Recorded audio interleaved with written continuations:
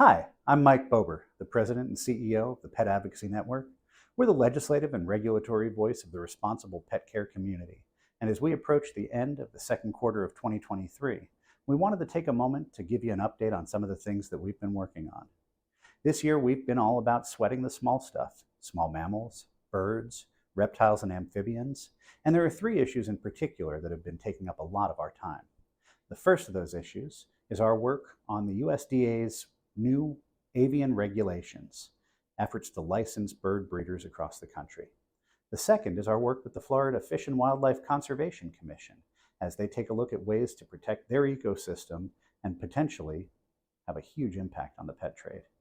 And the third is a federal issue as we look at efforts to amend the Lacey Act that could have a disastrous effect on your ability to trade and transport animals across the country.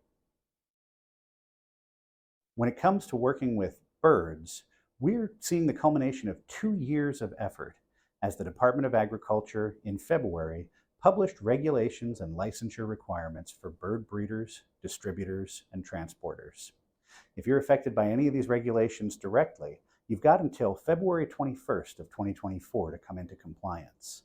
And if you don't know what that means, you can reach out to us for more information.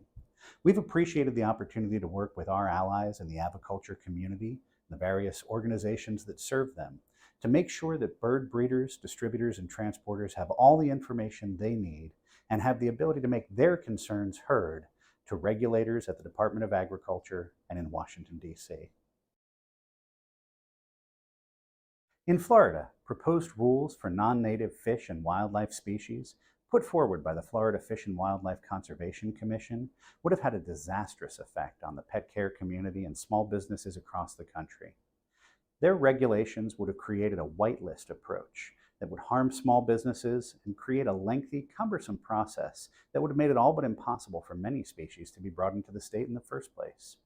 This approach all but ignored the recommendations and the input from a group of advisors and experts that we were a part of, along with many of our allies in Florida, the Technical Advisory Group. As a result, we put out a call for folks like you to get involved and to weigh in with your concerns, and I'm happy to say you rose to the challenge. By getting involved in our campaign, Pets Not Threats, you made it clear that this was not the approach that was best for Florida or for responsible pet keeping. Going forward, we continue to work with the Fish and Wildlife Conservation Commission to make sure that commissioners keep in mind not only what's best for Florida's delicate ecosystem, but also what's best for everyone involved to make sure that conservation and responsible species stewardship is top of mind as we move forward. At the federal level, we're dealing with the reintroduction of a proposal that would fundamentally change the Lacey Act, which deals with trade in threatened and endangered species. We're deeply concerned by the approach that's being taken here, and we want to make sure that everyone who's involved in the responsible keeping and trade of species weighs in. One of the best ways to do that would be to join us in September for our legislative fly-in on Wednesday, September 20th. You can find out more about this by going to our website, petadvocacy.org/events.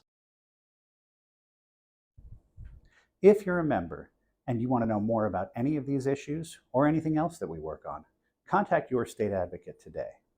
If you're not a member, please know that we need your help now more than ever. Visit us at petadvocacy.org/membership and find out how you too can get involved in all of the things that we're working on. Thank you for your time, and we hope to see you soon.